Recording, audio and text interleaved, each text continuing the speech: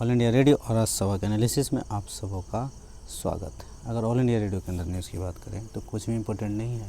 देश देशांतर के अंदर डाटा ब्रीच के बारे में बात की गई है, डिस्कस करेंगे। द बिग पिक्चर का आर्टिकल आज स्किप करेंगे, कल उसे डिस्कस करेंगे। तो चलिए डिस्कशन स्टार्ट करते हैं। देखो, यहाँ पर बात की जा रही है डाटा के बारे में। कुछ खबर आई है, इसे बिग बास्केट के रूप में आप कह सकते हो। असल में कुछ चैलेंजेस हैं, समाधान भी है। अभी हुआ क्या है, एयर इंडिया, डोमिनोज और बिग बास्केट के ग्राहकों का डाटा में चोरी हुई है। एयर इंडिया से, डोमिनोज से बिग हुआ है।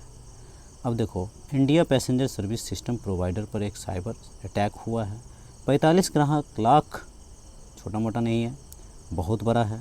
45 लाख के आसपास जो है सो लोगों का डाटा चोरी हुआ है, पर्सनल डाटा चोरी हुआ है, जिसमें डेट ऑफ बर्थ है, नेम है, कंटेंट इन्फॉर्मेशन है, पासपोर्ट इन्फॉर्मेशन है, टिकट इन्फॉर्मेशन है, क्रेडिट कार्ड का डाटा भी इसके अंदर शामिल है। अब सवाल यह नहीं है कि ये डाटा ब्रीच हुआ है। डाटा ब्रीच तो 2018 में जितना था, 2019 में उसका डबल हो गया। उसके बाद और ये बढ़ता चला गया और बढ़ता जा रहा है और बढ़ता चला जाएगा। हम लोग कहते हैं अक्सर, data is the new world. Vulnerable section की बात हो, चिल्ड्रेन की बात हो, सब के सब शिकार हो रहे हैं। सिक्योरिटी कहीं ना कहीं लैक हो रहा है। सवाल यह है कि इसको सही करने के लिए हमारी गवर्नमेंट क्या कर रही है, एजेंसीज़ क्या कर रही है, किस तरह से उनके ऊपर पाबंदियां हैं। तो देखो, यहाँ पर क्या है कि हमारे पास आईटी एक्ट है। अगर आईटी एक्ट है तो इस तरह का डाटा क्यों ब्रीच हो रहा है?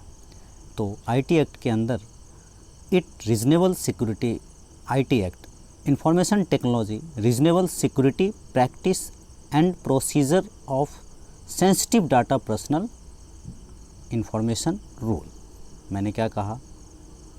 Information technology reasonable security practice and procedure of sensitive personal data information rule 2011 का ये हमारे पास है। इसमें क्या कहा गया है?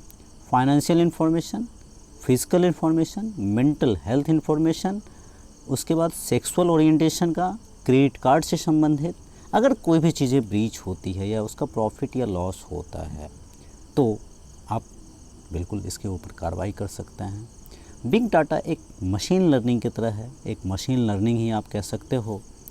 असल में डाटा जो है ध्यान देना होगा, किस तरह से रोके इसको।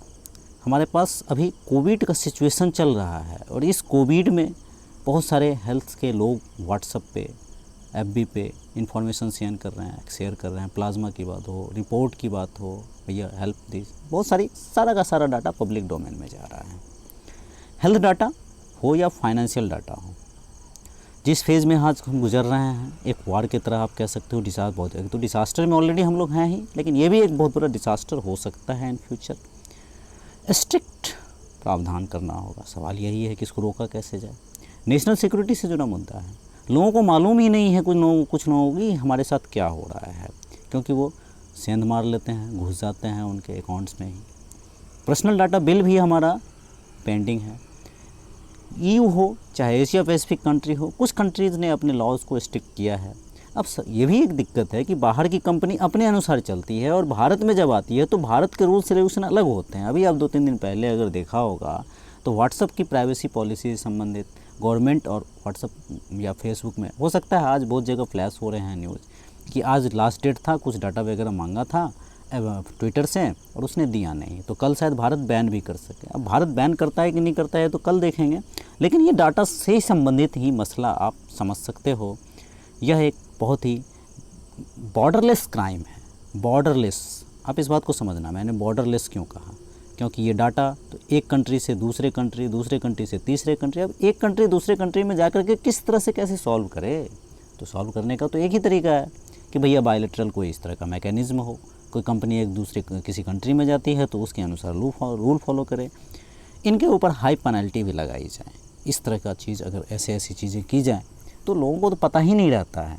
अवेयरनेस कैंपेन जिस तरह से आरबीआई ने बहुत अच्छा काम किया है, आरबीआई ने कि अपना पासवर्ड शेयर मत कीजिए, लॉग आउट कीजिए, लॉगिन कीजिए तो लॉग आउट कीजिए, इस तरह से बहुत सारे सेंसिटिव बातें आरबीआई फैला रही है और कुछ लोग इसके शिकार भी हो गए हैं, तो वो दूसरों को अवेयर करते हैं।